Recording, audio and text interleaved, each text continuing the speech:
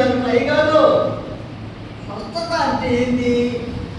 కుంటివాడు నడవటం, గుడ్డివాడు చూడటం, మోగవాడు మాట్లాడటం, చెవిటివాడు ఏనంటాడు. అదిరా స్వస్థత. బైబిల్ ఏం చెప్తుంది? అది బైబిల్. స్వచ్ఛత మీటింగ్లని ఆపరేట్లు వేసి డబ్బాలు కొట్టుకుంటారు. చెత్త రాయాలంట, చెత్త చెత్త ఇదంతా. బైబిల్లో స్వస్థతలు జరిగినాయి. ఎప్పుడు జరిగాయి? అపోస్తలుల కాలంలో జరిగినాయి. అపోస్తలుల కాలంలో అపోస్తలులు స్వస్థపరిచారు. శృంగారం అనే దేవాలయం దగ్గర ఒక కుంటివాడు ఉన్నాడు కదా.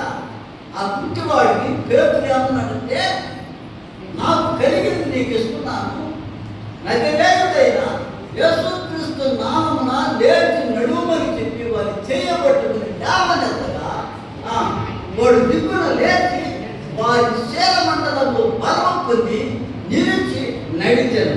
నడుచుతూ గంతులు వేసు దేవుని స్తుతించుతూ వారితో కూడా దేవాలయంలోనికి వెళ్ళాను. చూసుకుని నేను చెప్పినాయని అపోస్తలుల కార్యం 3వ అధ్యాయంలో ఉన్నాయో నేను చెప్పి వెనక ముందు చెప్పాను, వరుసగా చెప్పాను. ఇప్పుడు అటు కడతా చేస్తే కదా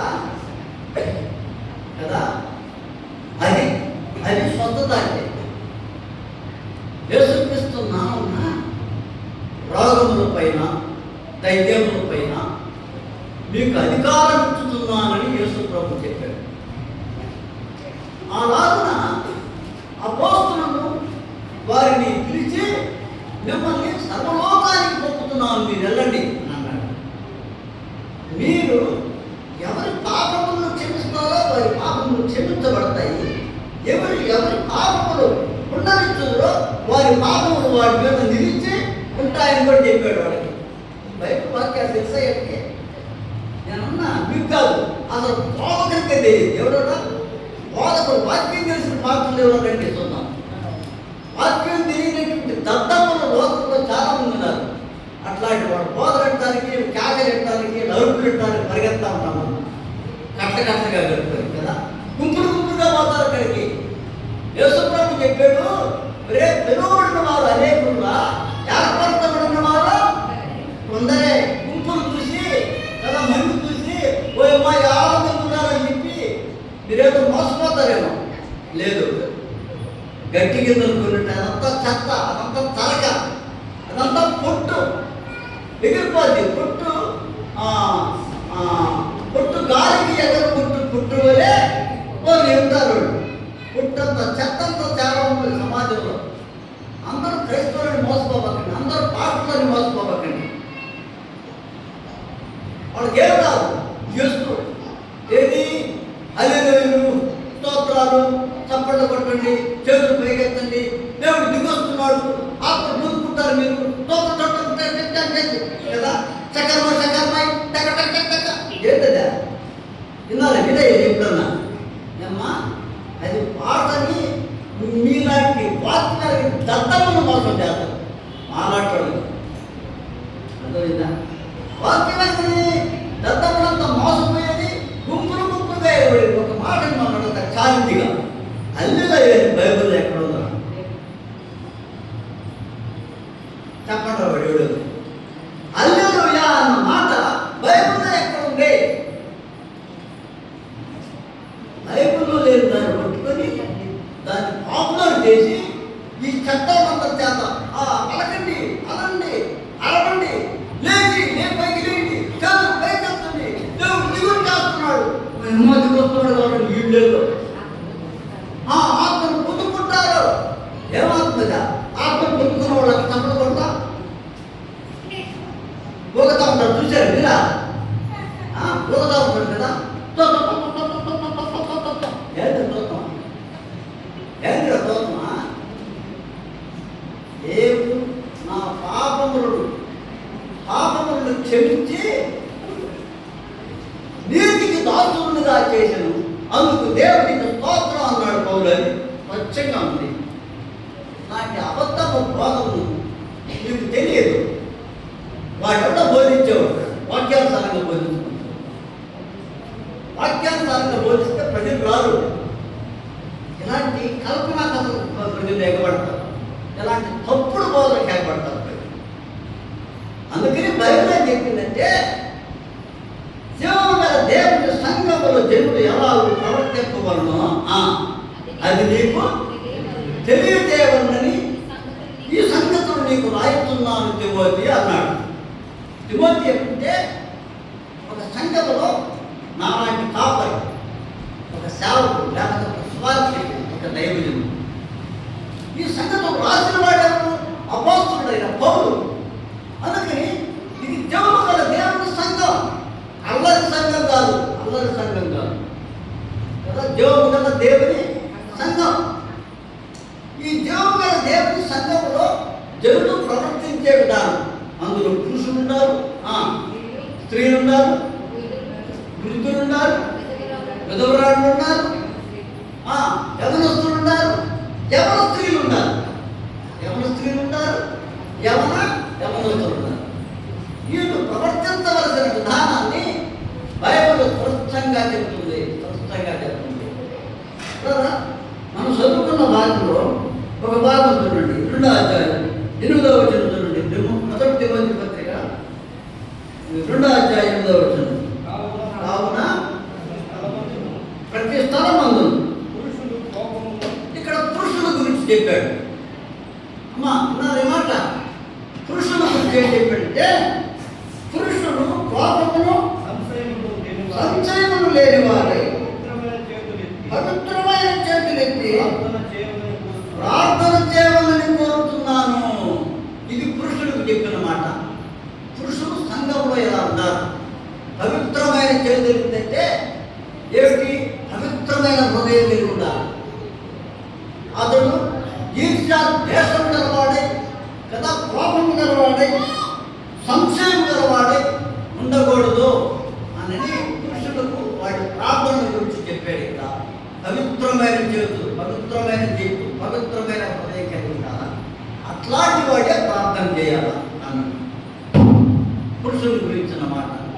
ఆ తర్వాత స్త్రీల గురించి చెప్పాడు. చూడండి 9వ వచనం. చెప్పాయా? స్త్రీలను ఈ పురుషుల గురించి తర్వాత ఏమిస్తాను. ఇప్పుడు ముందు స్త్రీల యొక్క మాట చెప్తాను. 2 రోజులు 2 పాదాలు ఉంటుంది. ఆ తర్వాత పురుషుల గురించి చెప్తాను. ఇప్పుడు స్త్రీల గురించి నేర్చుకున్నాం.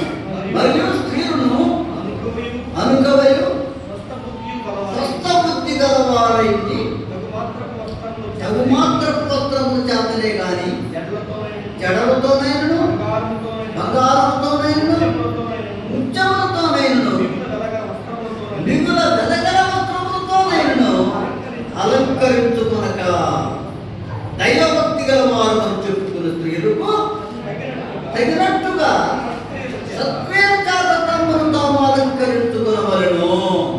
మొదట వాళ్ళ అలంకారాన్ని గురించి మాట్లాడేది బాగుంది. అమ్మా ఏనండి, నిద్రపోతారా ఇద్దరినైనా నేర్చుకోండి వాక్యాన్ని. ఇక్కడ స్త్రీలు ఎలా ఉండాలి సంఘంలో? కుటుంబంలో నీ ఇష్టం, మీరు ఎట్టయినా ఉండదు.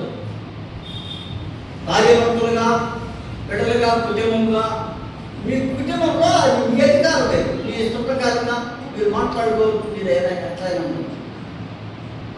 ప్రకారం మాట్లాడుకుంటే బూతులని కాదు, అది మామూలుగా మీ ఇంట్లో వ్యవహరించవలసిన విధానం. మీ ఇంటి మీద సంఘంలో ఉన్న పెద్దలకు కానీ శాపకుడికి కానీ అధికారం లేదు. ఏమో అర్థమవుతుందా? మీ ఇంటి మీద సంఘంలో ఉన్న పెద్దలకి కానీ పాత్రుడికి కానీ దైవశాపకుడికి కానీ అధికారం లేదు. సంఘంలో పెద్దలు ఉంటారు, దైవశాపకుడు కూడా. ఇక్కడ పరిశుద్ధాత్మ యొక్క అధికారాన్ని బట్టి, వాక్యాధికారాన్ని బట్టి వారిని నడిపించవలసినటువంటి అధికారాన్ని దైవ సేవకులు కలిగి ఉన్నారు. అందుకని మీకు నేర్పిన సత్యం ఏంటంటే, మొదట స్త్రీల గురించి, వాడి అలంకారం గురించి సంఘంలో చెబుతున్నాడు. మొదట ఏమన్నాడు? స్త్రీలు అనుకోవయు స్వస్థ బుద్ధి గలవారై ఉన్నారమ్మా. చాలా మంది స్వస్థ బుద్ధి లేదు, అనికుమారి బుద్ధి ఉంది. ఈ మాట ఎత్తుకుపోయి అక్కడ చెప్పేది, ఆ మాట ఎత్తుకుని ఇక్కడ చెప్పేది. కనుక వాళ్ళ గురించి, వీళ్ళ గురించి చాలా మంది కొట్టి కట్టిలు ఉంటారు. 3వ అధ్యాయం 11వ వచనం. అటువలే పరిచర్య చేసే స్త్రీలను మాన్యులై స్త్రీలు పుణ్యమును చెప్పనివారు, మితానుభవము గలవారు, అన్ని విషయములను నమ్మకమైన వారునై ఉండాలా. అమ్మా ఉన్నదని మాట, నమ్మకమైన వారై ఉండాలా, కొన్ని గంతులై ఉండకూడదు. చాలా మంది గుడ్డాలు చెప్తున్నారు అన్నమాట. చాలా మంది వార్తల మీద కూడా చెప్తారు గుడ్డాలు. అసలు వాళ్ళు నిజాయితీ, జీవితంలో నిజాయితీ కలిగిన వాడు కాదు. అందుకని ఈ స్త్రీలు అణుకువ బుద్ధి కలిగి ఉన్నారు. లోబడే బుద్ధి, అణుకు అంటే లోబడే బుద్ధి. చాలా మంది లోబడే బుద్ధి ఉండదు. భర్తకు లోబడరు, ఇంటి సంఘంలో దేవుని వాక్యానికి లోబడరు, దైవజనులకు లోబడరు. అర్థమైందా? అందుకని ఉండాలా, అణుకువ బుద్ధి ఉండాలా, స్వస్థ బుద్ధి, ఆరోగ్యకరమైన బుద్ధి, మంచి బుద్ధి కలిగి ఉన్నారు. మంచి బుద్ధి స్త్రీ. ఇది దేవుని వాక్యం చెబుతున్న సత్యం. ఇంకేమంటా, తగుమాత్రపు వస్త్రాలు చేతనే కానీ జడలతో కూడా, జడ కూడా పెద్దగా అలంకరించుకొని ఇట్లా ఊపుకుంటా, తదుపరి ఆ జడంత పొడుగుంటుందో అంత పొడుగు పూలు పెట్టుకొని అలంకరించుకొని దేవుని మందిరానికి రాదు. అమ్మా అర్థమవుతుందని చెప్పే మాట. జడలు వేసుకోవడంలో ఒకవేళ దేవుడికి విస్తారమైన ఇంటికి ఇస్తే సంతోషం, దేవుడికి స్తోత్రం చెల్లించాలి. అవి కూడా తగుమాత్రంగా నేను అలంకరించుకోవాలి. జడలతో అందరూ ఆకర్షించే విధంగా ఆ రీతిగా స్త్రీలు జాగ్రత్త పడాలి. ఇంకోటి, జడ పొడుగున పూల అలంకరణ చేసుకుని దేవుని మందిరంలోకి రాదు. పెళ్ళిళ్ళకు అలంకరించుకున్నట్లుగా అలంకరించుకోకూడదు మందిరానికి. అది కూడా జాగ్రత్తగా ఆలోచించాలి. కనుక అలంకరణ, స్త్రీల యొక్క అలంకరణ గురించి కూడా బైబిల్ స్పష్టంగా చెబుతుంది. ఇది చాలా మందికి తెలియదు. ఇంకేమన్నాడు, బంగారముతోనైనను.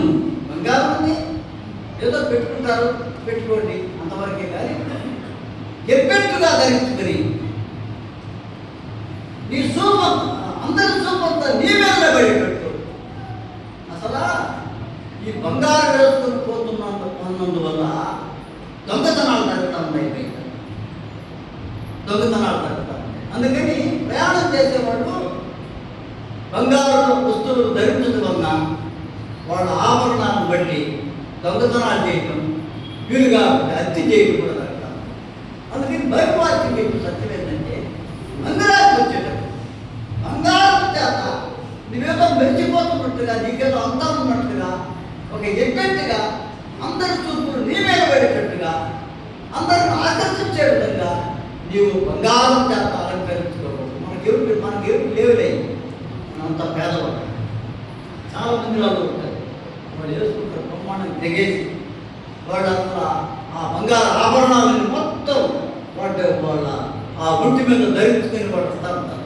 కానీ బైబిల్ చెప్పదు, బంగారంతోనైనా అలంకరించుకోవాలి. ఇంకెవరు నృత్యములతోనైనా, నృత్యాలు మనకు అసలు లేవు. నిగుల వెలగల వస్త్రాలు కూడా తగుమాత్రపు వస్త్రములతో అన్నాడు. తగుమాత్రపు వస్త్రములతో అన్నాడు. పైన 9వ వచనంలో అన్నాడు, తగుమాత్రపు వస్త్రముల చేతనే కానీ. ఎవరన్నాడు? తగుమాత్రపు వస్త్రములతో. 1,00,000 రూపాయలు చీరగట్టి, లేకపోతే 50,000 రూపాయలు చీరగట్టి బాగా అలంకరించుకొని, లేకపోతే ఇట్లాగా అలాంటి చీరలు మనం కట్టలేము, అంత స్తోమత మనకు లేదు. కొన్ని స్థలాలు ఉంటాయి, కొందరు కడతా ఉంటారు. అందుకని అలాంటి అలంకరణ అది ఎఫెక్ట్గా ఉంటుంది, చూసేవారికి గౌరవప్రదంగా ఉండదు. అందరూ చూపులు నీ మీద పడతాయి. ఆ చూపు పడినందువల్ల అందరిలో ఒక చెడ్డ ఆలోచన నీవు రేకెత్తించిన దాని అవుతావు, ఒక చెడ్డ ఆలోచన పుట్టించిన దాని అవుతావు. అర్థమవుతుందని చెప్పేవాట కనుక పుట్టించిన దాని అవుతావు. అందుకని నీకు వస్త్ర అలంకరణ కూడా నువ్వు జాగ్రత్తగా తగుమాత్రమై ఉండాలి. ఇంకొకటి, స్త్రీలు కూడా తమ ముసుగులు దారకుండా ముసుగులు వేసుకోవాలి. అసలు జడలుగా కనపడకుండా కట్టి పెట్టుకోవాలి బయట. అర్థమైందా? జడలు వేసుకోండి, జడలు కనపడకుండా కనిపిస్తుంది కానీ నీ తల కనిపించకూడదు, నీ జడ కనిపించకూడదు. ఎందుకు దేవుడిపై స్త్రీలు ముసుగు వేసుకోవాలని దేవుడు వాక్యంలో రాయించాడు కనుక ముసుగులు తీసేస్తే స్త్రీ యొక్క అలంకరణ బాగా పబ్లిక్గా కనపడతా ఉంటుంది. అది చూడటానికి అంత మా మందిరంలో అంతా నాణ్యమైనది కాదు, అంత పారదగినది కాదు. అందుకనే స్త్రీలు తమ బయటకు చేత తమ తల కప్పుకొని జడలు కూడా కప్పుకోవాలి. అలా ఉండాలని బైబిల్ చెప్పే సత్యము, దేవుని వాక్యం చెప్పే సత్యం. ఇంకేమన్నాయా? దైవభక్తి గలవారు ఇలా ఇట్లా ఎందుకుంటారంటే చాలా మంది మీరు చూశారు లేదు, స్త్రీలు మామూలుగా ఉన్నప్పుడే బయట ఇట్లా కప్పేసారు. చూడాలి మీరు చాలా మంది స్త్రీలు కప్పేసారు. అది గౌరవం, చాలా మంచి గౌరవం. కనుక అలా కాకుండా ఎగ్గట్టుగా అలంకరించుకోవడం అన్నది బైబిల్ ఒప్పుకోదు, నేను కాదు బైబిల్ ఒప్పుకోదు. అందుకని వాళ్ళు దైవభక్తి గలవారు.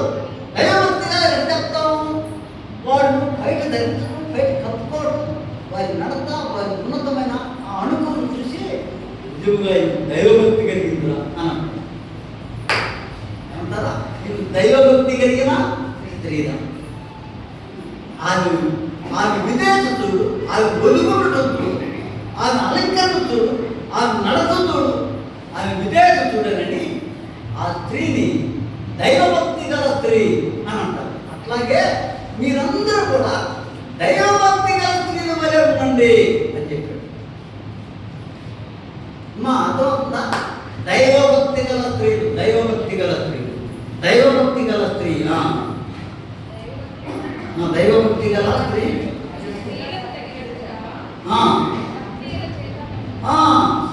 దైవభక్తి గల స్త్రీలకు తగినట్టుగా సత్క్రియల చేత తమను తాము అలంకరించుకోవాలి. బాహ్యమైన ఆభరణాల చేత కాకుండా సత్క్రియలు. సత్క్రియలు అంటే మంచి క్రియలు, మంచి ప్రవర్తన, మంచి మాట. నీ ఇంటికి వస్తే మంచి మాట చెప్పు, ఒక దుర్వార్త చెప్పబాక, చెడు మాట చెప్పబాక. నువ్వు ఏ ఇంటికి వచ్చినా మంచి మాట చెప్పు, మంచి ప్రవర్తన కలిగి. నీ ప్రవర్తనను చూసి, నీ నడతను చూసి, నీ చూపును చూసి, నీ మాటను చూసి నిన్నేమనుకోవాలంటే ఈ స్త్రీ దైవభక్తి కలిగిన స్త్రీ అని చెప్పుకోవాలి. అందుకని వాళ్ళు సత్క్రియల చేత తమను తాము అలంకరించుకోవాలి, మంచి క్రియల చేత తమను తాము అలంకరించుకోవాలి. ఇంకేమన్నాయా? స్త్రీ మౌనముగా ఉండి సంపూర్ణ విధేయతతో నేర్చుకున్నవారు. స్త్రీలు సంఘములో మౌనముగా ఉండవలసినదే కానీ ఉపదేశించడానికి, ఇక్కడ నిలబడి వాక్యం చెప్పడానికి అధికారం స్త్రీలకు లేదు. నిలబడి పాట పాడేదానికి కూడా అధికారం లేదు.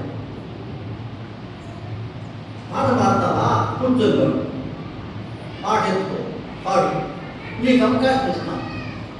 అర్థమైందా? అందుకని స్త్రీలు సంఘంలో ఎలా ఉండాలంటే వాడు మౌనంగా ఉండాల్సిందే, మాట్లాడదు, ఉపదేశించకూడదు. అందుకు ఎలా ఉంటుందని అంతానికి నీకు అధికారం లేదు. అలా నీకు ఒకవేళ భయపడబట్టి ఏం చేయాలంటే నీ భర్తను అడగాలి. నీ భర్త దేవుడు నమ్మలేదు అనుకో, దైవ సేవకులు ఇంటికి వచ్చినప్పుడు అడగాలి. అమ్మా అర్థమవుతుందా? నీ భర్త దేవుడు నమ్మలేదు, దేవుడు వాక్యం తెలియదు. దైవ సేవకులు ఇంటికి వచ్చినప్పుడు అన్న మన రోజు చెప్పావు కదా, మన వాక్యంలో ఇట్టుంది కదా, నువ్వు చెప్పిన దానికి బయటలో ఉన్న దానికి తేడా ఉన్నది కదా అని అప్పుడు అడగవచ్చు. అయితే సంఘంలో మాత్రం ఇక్కడ అడగకూడదు, డోరు తెరవకూడదు. సంఘంలో మాత్రం ఏం చేయాలా? మౌనముగా ఉండాలి స్త్రీలు. అది చెప్పింది. చాలా మంది సంఘాల్లో మాట్లాడుతూ ఉంటారు. సంఘంలో స్త్రీ ఉపదేశిస్తున్నారు. స్త్రీ అంటే ఉపదేశించేది ఒక పురుషుడే తినేది. పురుషులందరూ ఉన్నప్పుడు స్త్రీ ఉపదేశం ఏందండి ఇదేది? పురుషుడు దేవుడు మాత్రం ఏం చెప్తుంది? స్త్రీ సంఘంలో మౌనంగా ఉండాలి, నేర్చుకోవాలి. ఎందుకంటే విధేయతతో నేర్చుకోవాలి. ఉపదేశించుటకైనను పురుషుని మీద అధికారం చేయుటకైనను చెలగీయదు. ఆమె చదివే లేదు, పురుషుని మీద అధికారం చేసే హక్కు నీకు లేదు. ఇంకేమన్నాడు? మొదట ఆదామును, మొదట ఆదామును తరువాత హవ్వయు నిర్మింపబడింది కాదా? పదం లేదు అంటే నేను చెప్పినట్టే ఉంది. అది సరైన ఆన్సర్. మొదట ఆదామును తరువాత హవ్వయు నిర్మింపబడింది కాదా? అది ఆన్సర్. మొదట ఎవరిని చేశాడు దేవుడా? అమ్మ ఎవరిని చేశాడా? ఆదాముని చేశాడు. అవ్వని చేస్తే తంతాలు తెచ్చి పెడుతుందని అమ్మా, అవ్వని చేస్తే తంతాలు తెచ్చి పెడుతుందని ముందు చేసింది ఎవరినా? ఆదామునే. ఆ తర్వాత అవ్వని చేశాడు. అవ్వ అపరాధంలో పడిందా? ఆదాము అపరాధంలో పడ్డా? పాపం వచ్చింది ఎవరమ్మా? చెప్పండి. నాకు కోపడతారే తల్లి.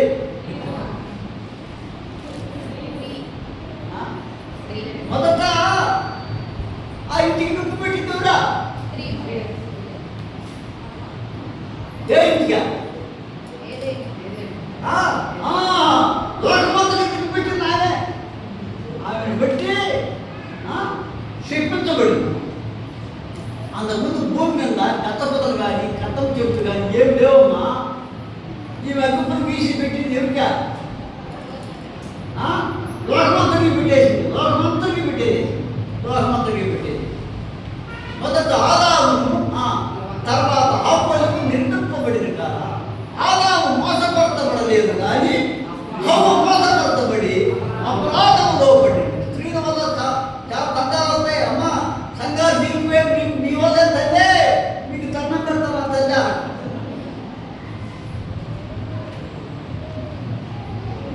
ఏదన్నా జరిగినా చేసినా స్త్రీల వల్లే. స్త్రీలు అంటించేస్తారు, ముట్టుకుంటేస్తారు, కదలించేస్తారు. అందుకని ఆనాడు స్త్రీ వల్లే లోకమంతా పడైపోయింది. లోకంలో గత్త పొదలు, కత్తపు చెట్లు, తుమ్మ చెట్లు, ఈ తొలగముడు చెట్లు ఇవన్నీ మలపడానికి ఎవరా? అవే కాదు. అంతకుముందు ప్రజాన్ని మేకపిల్ల సింహము ఒకే దగ్గర పట్టుకుని ఆమె గట్టి వేస్తుంది. ఎప్పుడైతే ఆమె చేసిందో, పెట్టిందో, ఎప్పుడు తీసి పెట్టిందో వాటన్నిటికీ కూడా వైరము కలిగింది. ఎంతది చిన్నదాన్ని తప్పుకుంది. అలాగే ఏర్పడి చూసారా పిల్లరా? అందుకని అన్నాడు ఇక్కడ స్త్రీ మోసపరచబడి అపరాధమును పడింది. స్త్రీలు మోసపరచబడతారు. అసలు స్త్రీల ఆకర్షణ వల్లనే ఈ లోకం చెడిపోయిందమ్మా. పాపం జరగడానికి కారణం స్త్రీలే. నేను అన్నందుకు మీరు బాధపడబాకండి. అసలు సమాజం పాడైపోవడానికి స్త్రీలే కాదు. ఈ సమాజం నాశనం అవడానికి స్త్రీలే కాదు. అందుకని స్త్రీలారా మీరు చాలా జాగ్రత్తగా ఉండాలి. నేను స్త్రీల గురించే చెప్తాను. రేపు పురుషుల గురించి కూడా చెప్తాను. పురుషుల గురించి, యవనస్తుల గురించి, వృద్ధ స్త్రీల గురించి, విధవరాణుల గురించి ఎన్ని బైబిల్లో ఉన్నాయి. అందుకని ఇవన్నీ మనం నేర్చుకోవాల్సింది కూడా. అందుకని స్త్రీలు అపరాధంలో పడిపోయింది. స్త్రీ అపరాధంలో పడిపోయింది నువ్వే, పడేది నువ్వే, పడగొట్టేది నువ్వే. బలాఢ్యుడైన సంస్థను పడగొట్టింది రా. ఏమన్నా చెప్పండి. ఒక స్త్రీ కదా, బలాఢ్యుడు గాడి దవడ ఎముక కొట్టుకుని ఎంతమంది చంపాడా? 1000 మందిని చంపాడు. గాడి దవడ ఎముకతో ఏం చేశాడా? 1000 మందిని కొట్టేశాడు. 1000 మందిని చంపేశాడు. 1000 మందిని పడగొట్టుకోలేదు, చంపేశాడు. అంతటి బలాఢ్యుడు ఫిలిష్తీయులు వచ్చి సంఖ్యలు వేసి బంధించేశాడు. బంధించేసి కొంచెంలో ఫిలిష్తీయులు ఎందుకు పడుతున్నారు అనగానే లేదు అనగానే పట సంఖ్యలు తెగిపోయినాయి. సంఖ్యలు కాదు బంధించిన సంఖ్యలు కూడా తప్పగలిగిన మనగాడు ఒక స్త్రీ చేతులు ఏమయ్యాడా? చెప్పండమ్మా. ఒక స్త్రీ చేతులు ఏమయ్యాడు? కీలు బొమ్మ అయిపోయాడు. అక్క అర్థమైందా? ఆ స్త్రీ పడగొట్టేసి అంధుడి చేసేసి కదా, అంధుడే కదా. ఒక స్త్రీయే అంతటి బలాఢ్యుడు పాపంలో పడటానికి, అంధుడైపోవటానికి ఒక స్త్రీయే కారణం. అందుకని సంఘంలో మీరు చాలా జాగ్రత్తగా ఉన్నారు తల్లి. అందరూ మాటలు వినబాకండి. దైవ సేవకుల మీద నేరాలు వరకు కూడా మాటలు వినబాకండి. వాడైపోతారు. దైవ సేవకులతో పెట్టుకోవద్దు. దేవుని ఆత్మతో బోధించిన సత్యాన్ని అవలంబించండి, అంగీకరించండి, తృణీకరించబాకండి. ఒకరంతా కఠినంగా ఉన్నా, గట్టిగా ఉన్నా, నేను బైబిల్లో మాటలు చెప్పానా, వేరు చెప్తానన్నా, బైబిల్లో సత్యాలు చెప్తానండి. అందుకని ఇంత కఠినంగా అపోస్తలుడైన పౌలు సంఘంలో ఉన్న వారి గురించి తేటతెల్లంగా రాసి, అందుకని వాటిని మనం నేర్చుకోవాలి, వాటిని మనం వినాలి. ఇంకేమన్నాడు చూడండి అక్కడ, అపరాధంలో పడిను అని అన్నాడు. వారు స్వస్థ బుద్ధి కలిగి చూడండి చూడండి 5వ అధ్యాయానికి రండి. 5వ అధ్యాయం చదువునా మొదటి నుంచి. వృద్ధుని గరికంపగా వృద్ధులైన వాడు ఉంటారు సంఘాలు. వాళ్ళని హెచ్చరించుకో, వాళ్ళని తండ్రిగా భావించాలి, వాడిని గౌరవించాలి. వాళ్ళ కుర్చీ రాకపోతే లేచి కుర్చీ ఇవ్వాలి. వాళ్ళ దగ్గర రాలేకపోతే చెయ్యి పట్టుకొని ఎక్కించుకొని రావాలి. చాలా తీయాలి, వాళ్ళని గౌరవించాలి, ప్రత్యేకమైన స్థానంలో మనం పెట్టాలి. అది సంఘంలో ఉన్న క్రమశిక్షణ. తర్వాత అన్నాడు, అన్నదమ్ములని యవనస్తులని, తల్లులు అని వృద్ధ స్త్రీలను, అక్క చెల్లెండ్రని పూర్ణ పవిత్రతో యవన స్త్రీలను తిమోతి, యవనస్తుడు తిమోతి. అమ్మ పెళ్ళి అయిందో లేదో తెలియదు తిమోతి, బైబిల్లో రాయబడ్డా యవనస్తుడు. ఆ యవనస్తుడు ఓ తిమోతి సంఘంలో ఉన్న వారిని ఇట్లా గౌరవించు. కొత్త స్త్రీలైన వాడు ఉంటారు, ముసలోడు ఉంటారు కదా, ఆ ముసలివాడిని తల్లిలాగా భావి, తల్లి నా తల్లి అని తల్లిలాగా భావి, తల్లిలాగా ప్రేమించు, తల్లిలాగా గౌరవించారు. వృద్ధ పురుషులు కూడా అలాగే. తర్వాత యవనస్తులు ఉంటారు కదా, యవనస్తులు వాళ్ళని ఎలా చూడాలంటే అన్నదమ్ముల్లాగా చూడమన్నాడు. ఎక్కడ చూడమన్నాడా? అన్నదమ్ముల్లాగా చూడమన్నాడు. తర్వాత యవన స్త్రీలు ఉంటారు, యవన స్త్రీలు పెళ్లి కానివాడు వాళ్ళని ఎలా చూడమన్నాడా? అక్క చెల్లెలని, ఆ అక్క చెల్లెలని అదే అవసరం చదువుతుంది. అదే సంగతి పూర్ణ పవిత్రతతో యవన స్త్రీలను హెచ్చరిస్తారు, పూర్ణ పవిత్రతతో హెచ్చరిస్తారు. చలవద్దులేవుడు, చెరుకులేవుడు, సరసాలు ఆడకూడదు, సరసాలు వరుసలు కలిపి మాట్లాడకూడదు. మా అర్థం చెప్పే మాట మడతలో వచ్చేది మడతాను అన్నా తప్పుడు మాట్లాడే అది అన్నుల భాష. మడతాలని చెప్పేసి వరుస కలిపి మాట్లాడితే అమ్మ అర్థం అవుతుందా? లేకపోతే వరుస కలిపి మాట్లాడితే అన్యుల సంభాషణ బైబిల్ ఒప్పుకొద్దాన్ని. వాడిని ఎలా చూడాలంటే అక్క చెల్లెడు, నీ పాడముంటాడు. అమ్మ అర్థమైందా? నీ పాడముంటున్నాడు లాగా వాడని పూర్ణమైన పవిత్రతతో చూడాలి అన్నాను. అది సంఘం అంటే. వరుస కలిపి ఎవరితో మాట్లాడాలి? వదిను, ఓ మర్దలు, ఇంకేదమ్మా ఓ పాడాలు, పెద్దోళ్ళు అయితే ఒక ఏదో తమాషా కనుక్కున్నారు, తమాషా కూడా అనకూడదు అసలు. అర్థమైందమ్మా? అందుకని వాళ్ళని బైబిల్ ఏం చెప్పిందంటే సహోదరులు అంటే అన్నలు అక్కలు అంతే. ఆ భావనతో సంఘములో ఉన్న వారిని ప్రేమించి మాట్లాడాలి తప్ప ఏ దురుద్దేశంతో వరుసలు కలిపి మాట్లాడి వరుసలు వరుస చేసి అలా చేసేవాడు సంఘాన్ని భ్రష్టు పట్టించిన వాడు. జాగ్రత్త. ఏమవుతావు? సంఘాన్ని భ్రష్టు పవిత్రంగా ఉండాలి, పవిత్రంగా కాపాడాలి సంఘం. పవిత్రంగా ఉంటే ఆశీర్వాదం నిలబడతారు. పవిత్రత లేకపోతే సంఘం నిలవదు. సంఘం నిలవదు. సంఘం పవిత్రంగా ఉండాలా, పవిత్రంగా మాట్లాడాలి. ఈ చూపులు జాగ్రత్తగా ఉండాలి. ఎవరొద్దు నీ మాటలు కూడా జాగ్రత్తగా ఉండాలి, నీ నవ్వులు కూడా జాగ్రత్తగా ఉండాలి కదా. చాలామంది ఎబ్బెట్టుగా ఉంటారు, మనుషులు చూసి కాగితం చూస్తుంటారు. కాగితం ఎంత వస్తుంది, కాగితం ఎంత వస్తుంది, కాగితం చెప్పండమ్మా. ఇక్కడ చూస్తానే ఒక చెడు చూస్తుంది మనది, అర్థమైందా? అలాంటి చూపులు, అలాంటి శంకులు సంఘంలో పనికిరావు. చాలా పవిత్రంగా. అందుకని అక్క చెల్లెళ్ళని పూర్ణ పవిత్రతతో వారిని గౌరవించి ప్రేమించాలి అన్న విషయాలు జ్ఞాపకం.